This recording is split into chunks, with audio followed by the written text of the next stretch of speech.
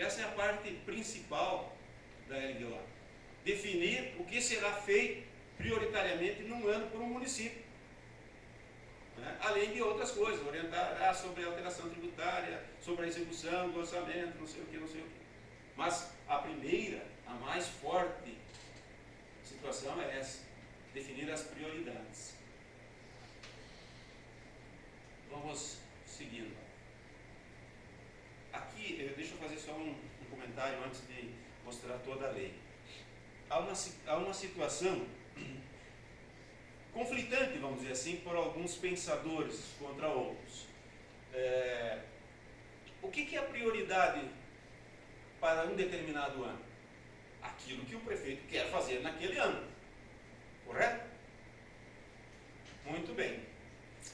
Mas aquilo que o prefeito quer fazer em um determinado ano já não faz parte do PPA? No PPA nós não elaboramos programas e ações e já não definimos os anos em que essas ações serão executadas? Já.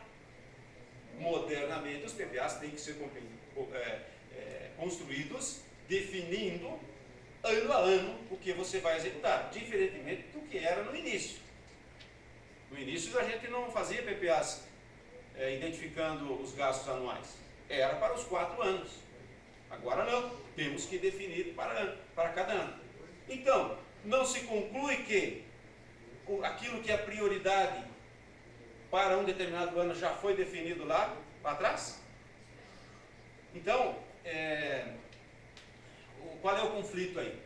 O conflito é que a maioria dos municípios acaba repetindo, trazendo aquele anexo lá do PPA, que foi já publicado lá atrás, e agora vai ser praticamente republicado na LDO. Então é aí que eu digo, não precisaríamos fazer isto, os municípios, embora a gente ainda não conseguiu convencer o Tribunal de Contas sobre essa situação. Isso ainda está em discussão. Nós não precisaríamos republicar, definir novamente as mesmas coisas na LDO. É gasto a mais. É criar até dificuldade para o próprio vereador, quando precisa, ou para o próprio prefeito, quando precisa fazer alteração, na qual ele precisará alterar não só o PPA, como também a LDO, já que os dois anexos estão em igualdade de condições nos dois lugares. Então, qual seria a minha indicação? De que na LDO constasse assim: as prioridades de um governo para um determinado ano são aquelas constantes no anexo 7, nós estamos no modelo federal, né? No anexo 7 para o ano tal. Pronto. Quem é que vai me provar que eu não estou definindo as prioridades do município para um determinado ano? Não, eu estou definindo, são aquelas que estão lá no PPA para aquele ano. Certo? Só que em função de como está definido o layout do módulo de planejamento do SIM-AM, tá?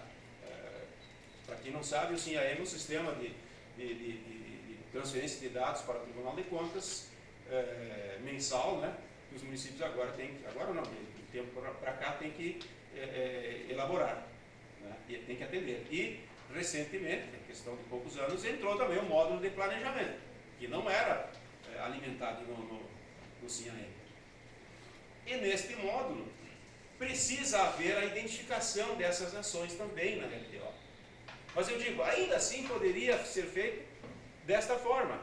No papel, na lei, a gente colocaria que as prioridades são aquelas constantes do anexo 7 lá do PPA, e quando tiver que digitar essas informações referentes à LDO no módulo do AM, você digitaria aquelas lá do PPA, você está autorizado.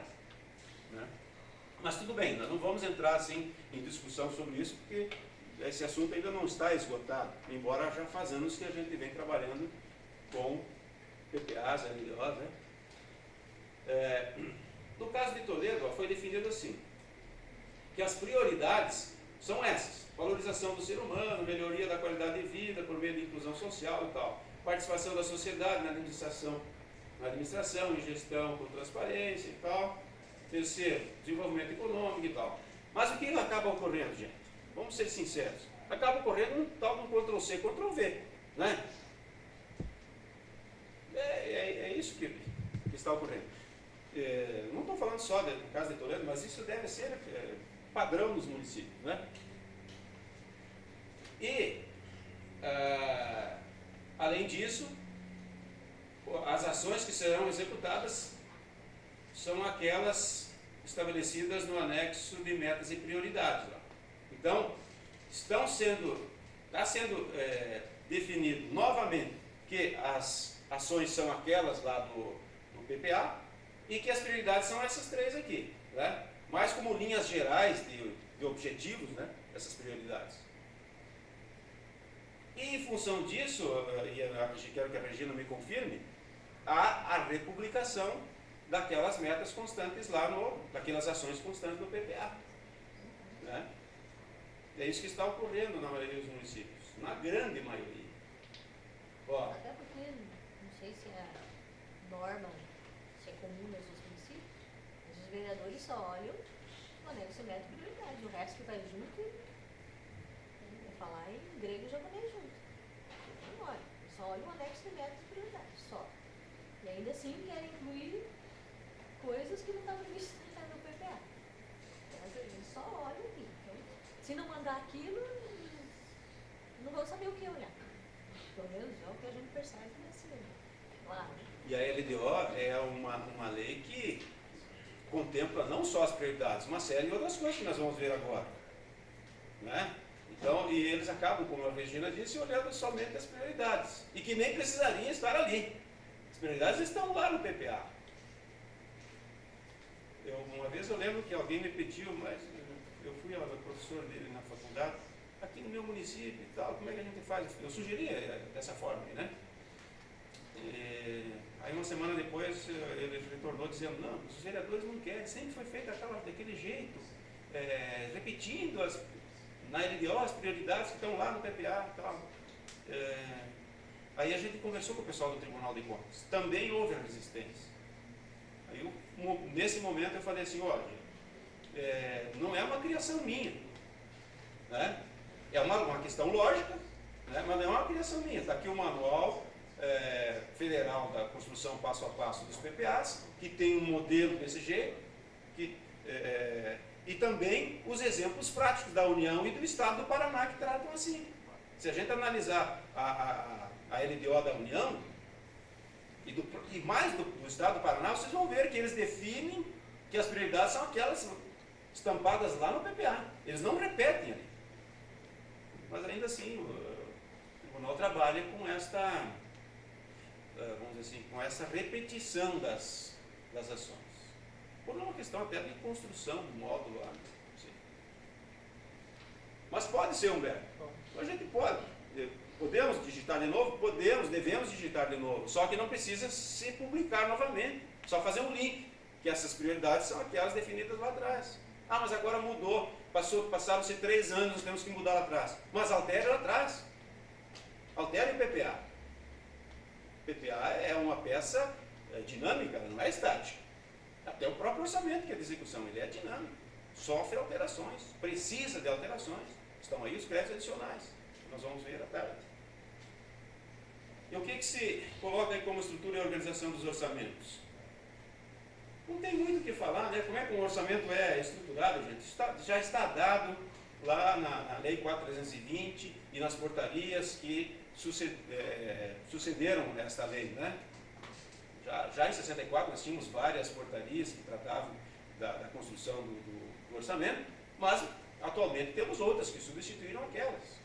Inclusive a portaria 163, a 42, de 99 e tal. Então não há muito o que falar. Aqui se repete as coisas que já existem. Quanto à classificação, isso aqui é tudo dado pela Lei 4.320. E agora a portaria 163 e a 42. Né? A portaria 163 trata das naturezas de despesa, inclusive. Claro, criam-se algumas situações novas, a lei orçamentária discriminará em categorias de programação específicas as dotações destinadas a concessão de subvenção, ao pagamento de precatório, a amortização.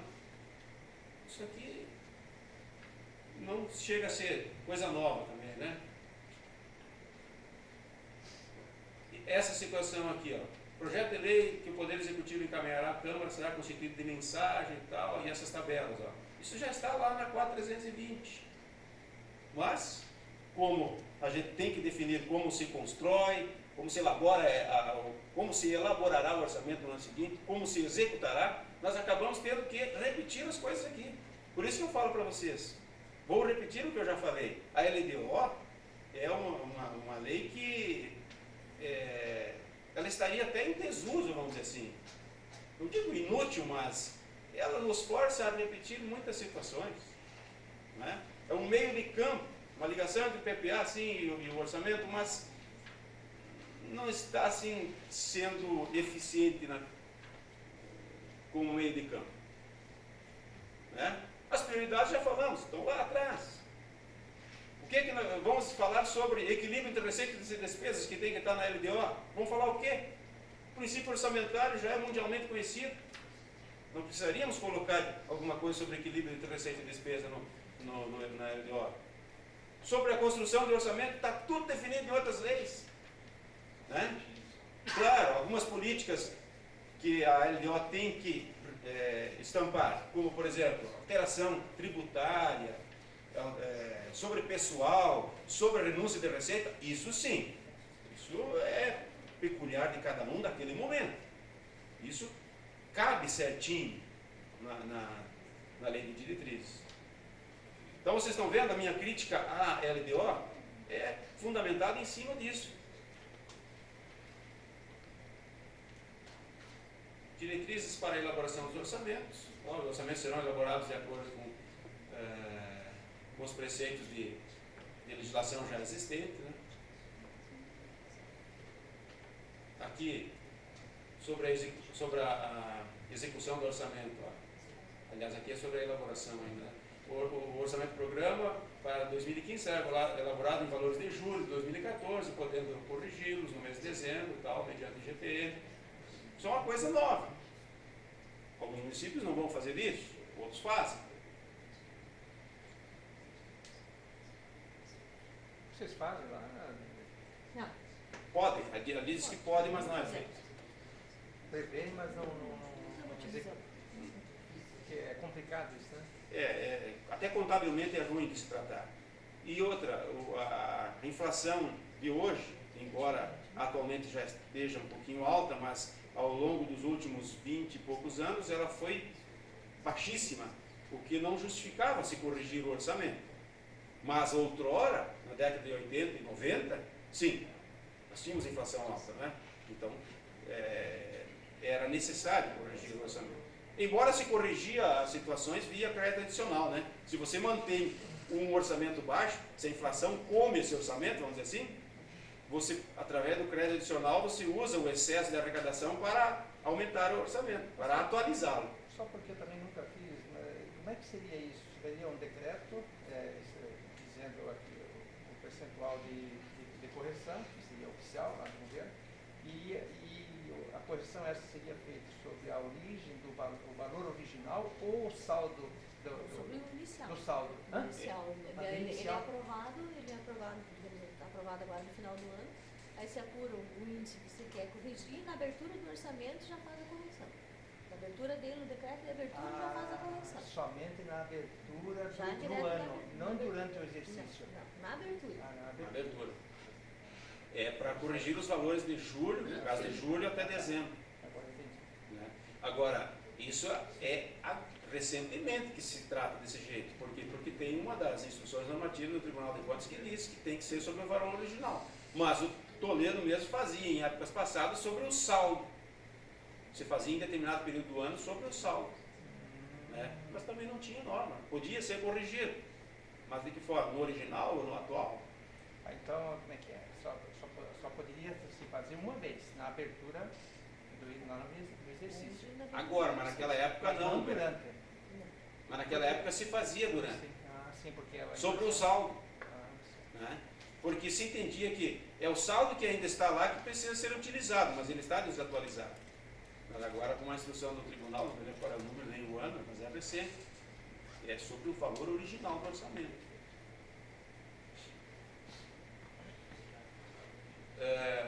Aqui estão algumas outras situações sobre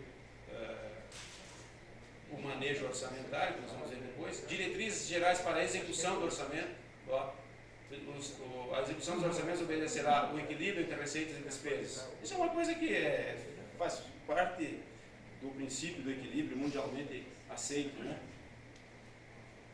Normas sobre controle de custos, né? São diretrizes, ó.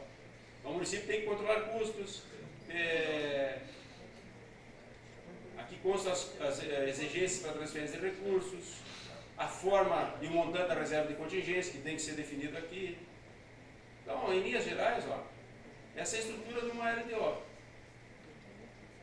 Ó, uma coisa sobre a execução do orçamento, ó, que é específica no caso de Toledo. Pode ser que outros municípios também tenham desse montante. As despesas relativas à publicação dos atos oficiais do município e à divulgação dos programas, campanhas e atividades municipais não poderão ultrapassar no ano 2015 o limite de 2% das receitas correntes. Então, é um limitador. Não sei se os vereadores atentam para isso. Será que eles estão percebendo que se o município está gastando além dos 2% da receita corrente com publicação? Né? Isso é diretriz para a execução do orçamento. Isso é específico. Isso sim cabe aí, Humberto. Né?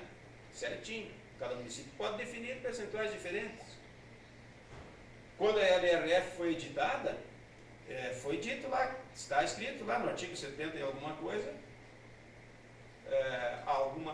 um limite que se tinha para o período dos 3 anos seguintes, se não me engano, que não se podia gastar mais do que a média dos últimos anos, ou do ano anterior, não me lembro como é que está escrito, com o serviço de terceiros, por exemplo. Né? Então a gente trabalha dentro de determinados períodos com certos limitadores específicos. Aqui é um limitador específico para Toledo para 2015. 2016 pode ser que se mude, para 2017 se mude esse limite. Mas é um limite que tanto o controle interno tem que observar, claro, a secretaria também, mas o vereador tem que estar atento para isso. Será que o prefeito não está gastando mais do que isso? Alteração sobre a legislação tributária. Aqui, ó. Por que nós temos que colocar um capítulo, ou enfim, disposições na LDO sobre isso? Porque está lá na LRF, o que não está na LRF está na Constituição, e nós temos que inserir na LDO. Então, o que está escrito aqui, ó, sobre disposições, sobre a alteração na legislação tributária, artigo 22. Na estimativa das receitas do projeto de lei orçamentária anual serão considerados os efeitos das alterações na legislação tributária ou na base de cálculo e tal. Alguma coisa assim, já de conhecimento, né? Não precisaria, de repente, nem estar escrito aqui. As leis de alteração na legislação tributária referente a descontos para pagamento à vista e ou para parcelamento de créditos tributários, que são reeditados anualmente, deverão também ter seus efeitos considerados na projeção da receita para 2015. Havendo aumento da receita em razão de modificações na legislação tributária nacional, ou no aumento de alíquotas de repasse das transferências constitucionais, este valor poderá ser utilizado como crédito adicional suplementar ou como recurso para a abertura de crédito adicional especial. Vejam assim, ó, nesse texto aqui não há novidade em relação à alteração na legislação tributária. Mas, por exemplo, se o prefeito pretende já no ano seguinte conceder algum desconto, quero conceder 50% de desconto no IPTU no ano que vem, ele já tem que deixar claro aqui, nesse texto, nesse campo. Né? Nós somos obrigados a criar uma seção, um capítulo, enfim, um dispositivo na LDO que trate sobre isso. Somos obrigados, está lá na LRF e na Constituição. Mas não vamos fazer nada e tal. Mas pelo menos abra e escreva alguma coisa assim. Né?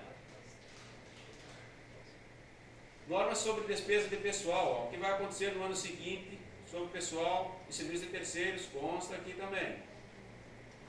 O anexo de metas. Temos que colocar que o anexo de metas foi elaborado e tal. de acordo com o manual lá da Secretaria do Tesouro, e contempla tudo isso aqui. Nós olhamos um a um na semana passada esse anexo de metas, né? Teve gente aí que chegou a chorar, mas chorar de raiva, porque eu não sou da área, por que eu tenho que ver isso? Mas nós da área temos que elaborar esse tal do anexo de metas. Agora, aquelas duas ali que são de Toledo, elas deram risada, de tanto que gostam disso, né? Elas gostam. Quem é da área, que está tempo na área, está ali porque gosta, porque se não gostasse, teria pedido para ir para educação, para assistência social, que lá não tem tanto cálculo assim, né? Quem não gosta de cálculo não pode ficar no planejamento mesmo. Você eu não sei, mas está rindo à toa aí por quê? Aí, ó, essa é um que ri, né? Ri à toa. Mas nem todos daqui estão rindo. Mas é assim, né, gente? Eu vim aqui para falar para vocês sobre planejamento orçamentário, que contempla então PPA, LDO e LOA. E tenho que passar para vocês o conteúdo de tudo isso, né? Como disse aquele presidente de um país aqui na América Latina, doa a quem doer. Mas ele falou de forma diferente, né? Anexo de riscos. Vamos ver se tem alguma decoração.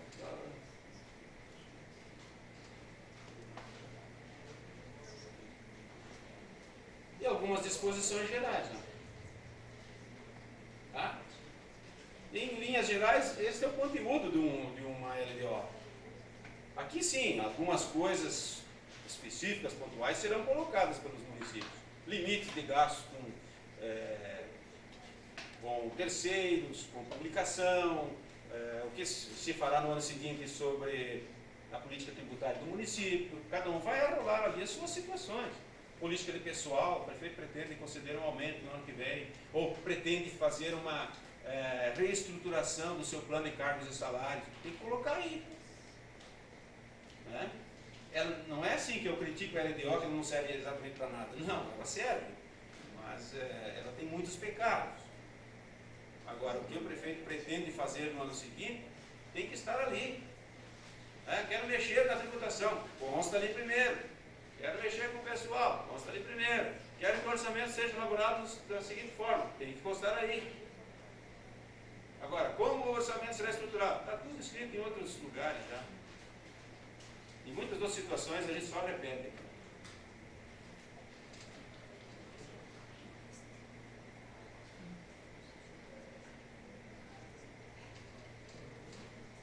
Muito bem.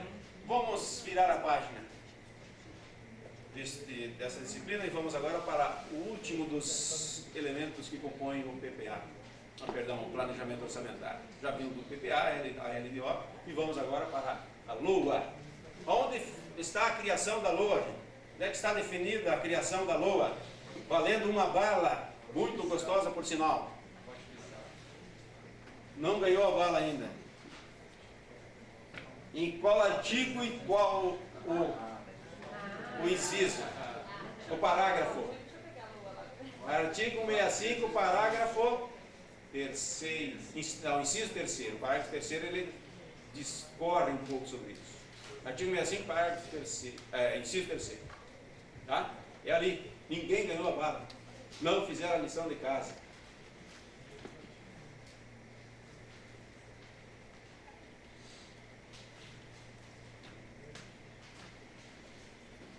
Pegamos o arquivo errado, acho. Vamos lá.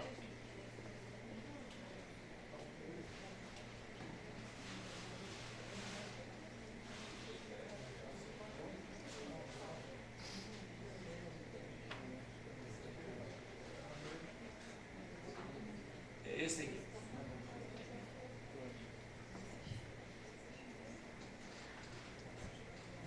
O que é o orçamento?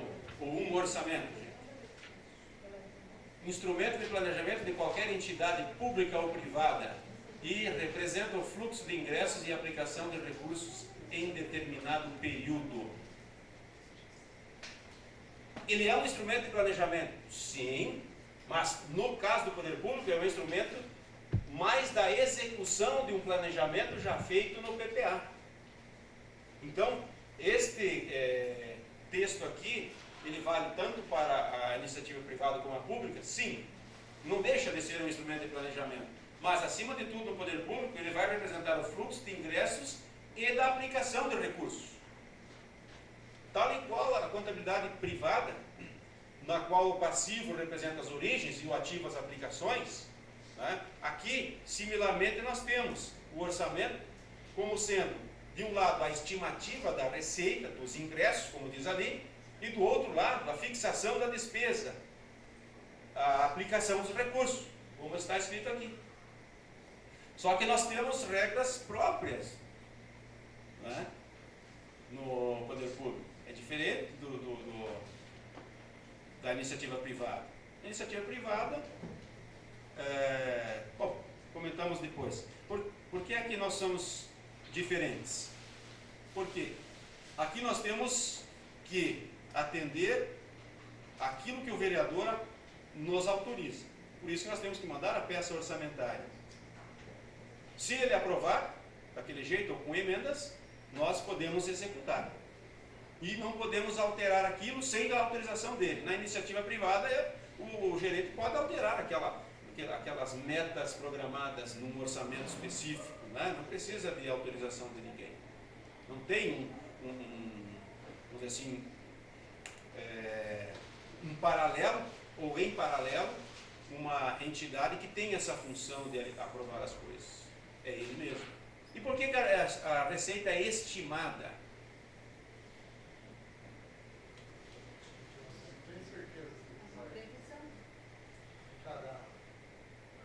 Como não tem certeza, tem que ter. Você tem que estudar a receita, tem que planejar ela. Vejam que eu estou falando de orçamento e estou falando em estimativa da receita. Vocês não podem pensar assim, ué, por que estimar a receita de novo? Nós já não estimamos lá no PPA? Sim, embora eu não mostrei para vocês aqui, né? Eu vou mostrar uma estimativa de receita do orçamento que é similar àquela. Quando nós elaboramos o PPA, nós já estimamos a receita. Não estimamos? Só que nós escrevemos lá no PPA que, por conta da elaboração e envio da proposta orçamentária para a Câmara, se essa proposta for diferente daquilo que está programado no PPA, já se encontra alterado o PPA. Então nós já estamos reestimando o PPA. Nós temos autorização no PPA para fazer isso com o advento da LOA. Camila, precisa de um pouco de água. Não, cerveja não, cerveja de noite, só água. Né? Então tá. Eu só vou terminar o assunto. Estou meio perdido no tempo aí. Vocês entenderam então? Mas é assim, a LOA está aí também para a gente estimar a receita. Mas só que nós estamos atrelados ao que está lá atrás, no PPA. Se nós colocamos esse artifício no PPA que nós podemos alterar a estimativa da receita para um ano, por conta da LOA, está tudo tranquilo. Vocês acham que todo ano há uma reestimativa daquela receita do PPA por conta da elaboração da LOA? Certeza absoluta. Há sempre uma alteração. Mas então por que é que nós fizemos o PPA? Por que nós prevemos receita para 4 anos? Primeiro, onde você está? Você está no poder público. E no poder público, como vocês sabem, a gente só pode fazer o que a lei definir, só deve fazer o que a lei definir. Enquanto na iniciativa privada você pode fazer tudo o que a lei não te proibir, né?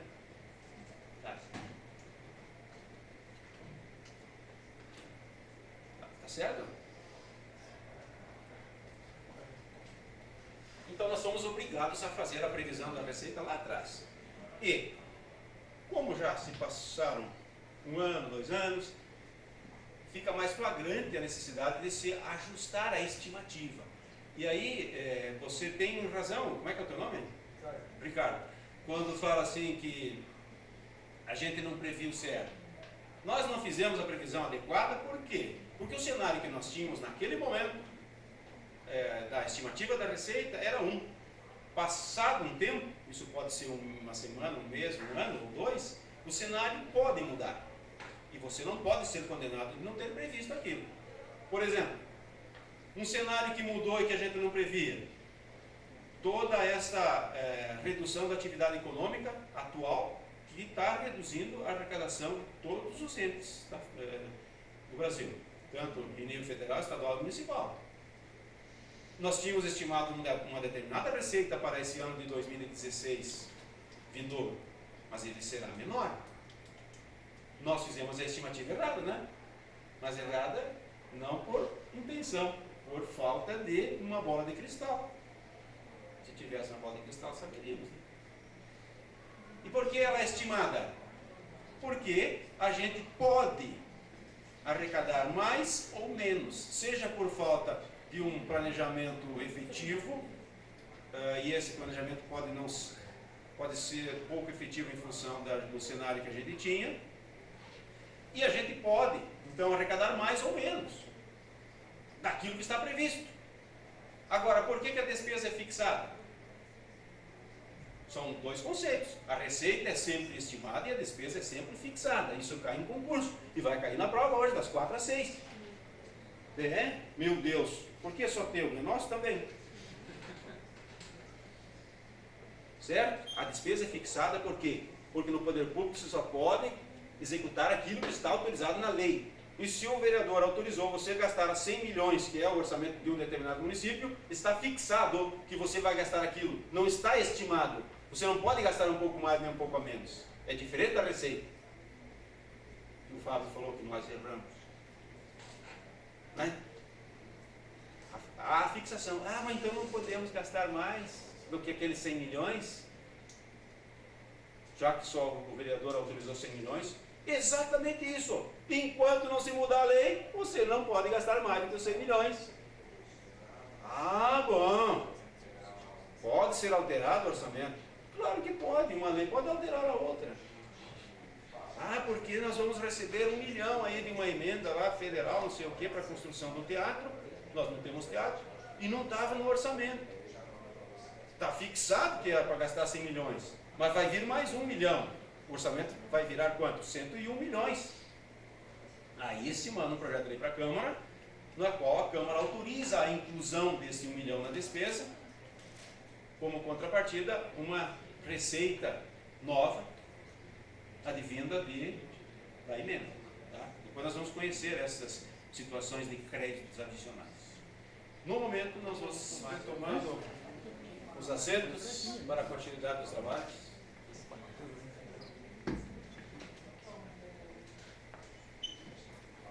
Teve gente que comeu 18 coxinhas. Por isso que eu só pude comer 3. A tal da média, né? A média é terrível. Um comeu 18. Vamos supor que tenha comido, para fechar, comido 19. Eu comi 3, deu 22. Nós comemos em média 11. Aqui eu só comi 3. Né? A média é contestável. Gente, eu resolvi pesquisar, trazer à tona aqui a continuidade daquele assunto da redução da despesa, que antes não estava com a Constituição aberta, agora eu abri ela.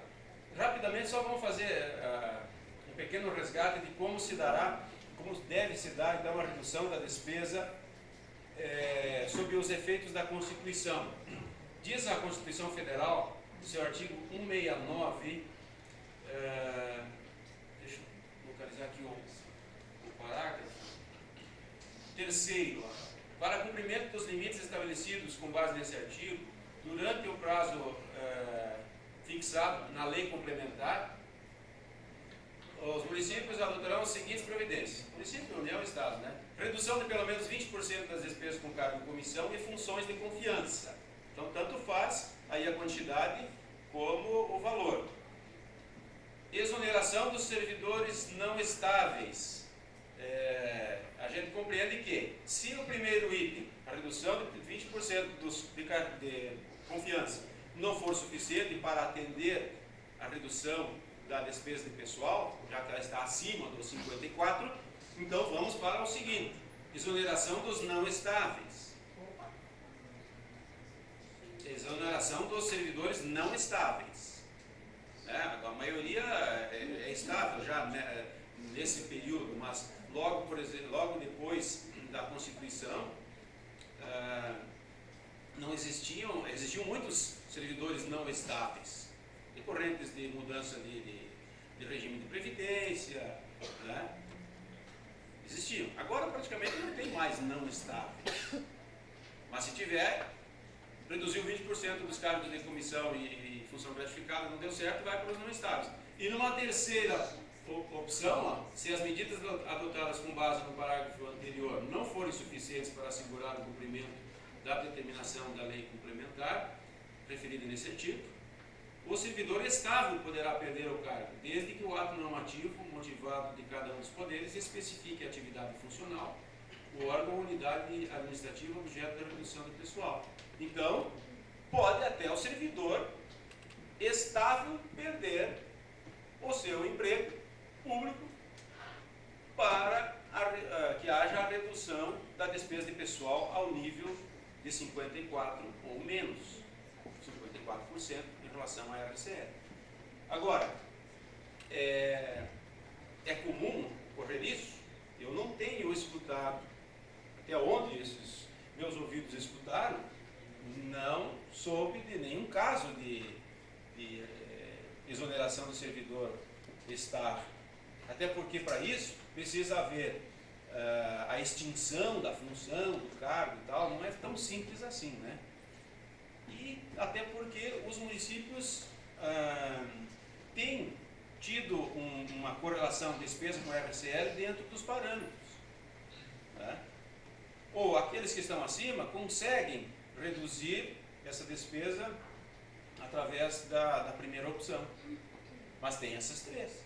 Então o servidor público brasileiro hoje não tem a estabilidade plena, não. Ela é parcial. Tá? Eles se pensam, vou fazer um concurso para não ter mais problema e tal, me escorar nas cordas lá. Não é bem assim. Tá certo, gente? Alguns não sabiam disso, outros já sabiam dessa situação, né? Mariana, você sabia disso? Sabia que você pode perder emprego? Eu não devia ter falado isso. Então, às vezes, como é que se diz assim, o que os olhos não enxergam, o coração não sente, né? Ela estava tão tranquila até agora, a partir de agora. Nossa, Mariana, você chama 40 e...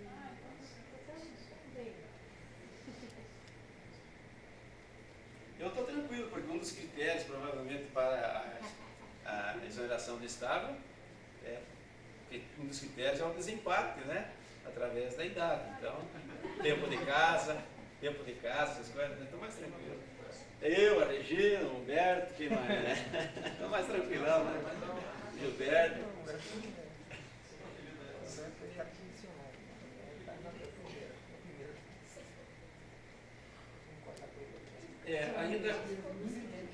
Ainda sobre o fluxo de caixa, gente, o fluxo que representa os ingressos e as aplicações de recursos, outrora era muito comum os orçamentos serem superestimados. Não sei se comentei isso com vocês já.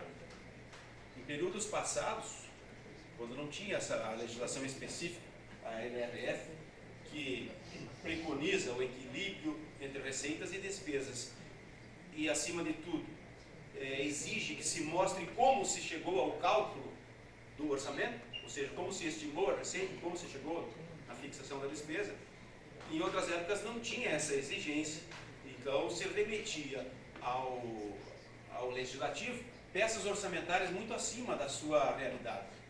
O Humberto provavelmente é um desses, que juntamente comigo mandava os orçamentos superestimados para a Câmara.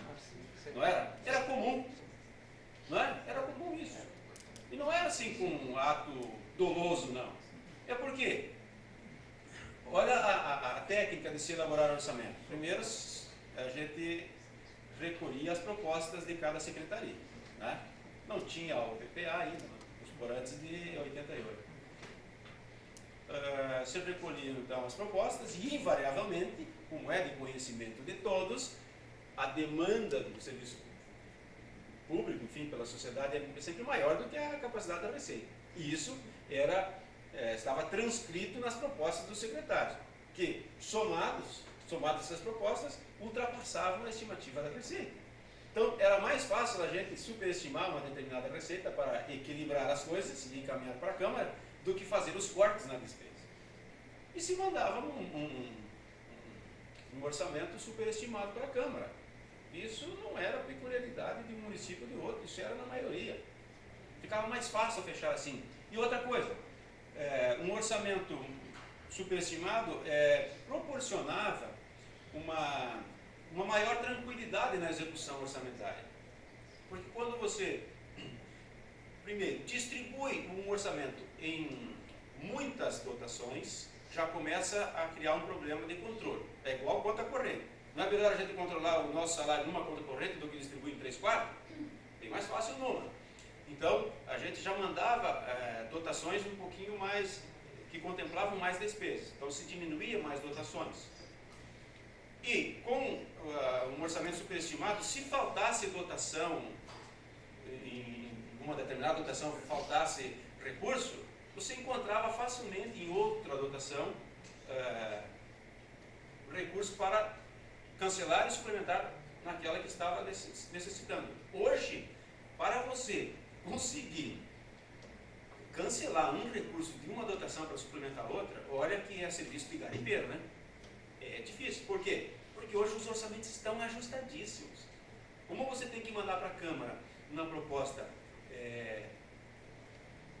dentro da realidade, até porque você tem que mostrar os cálculos que você fez, da onde que surgiram aqueles valores, ele acaba sendo tão justo que qualquer modificação lá na frente é complicado de você fazer, de você alterar. Então esse conforto a gente dava para os prefeitos.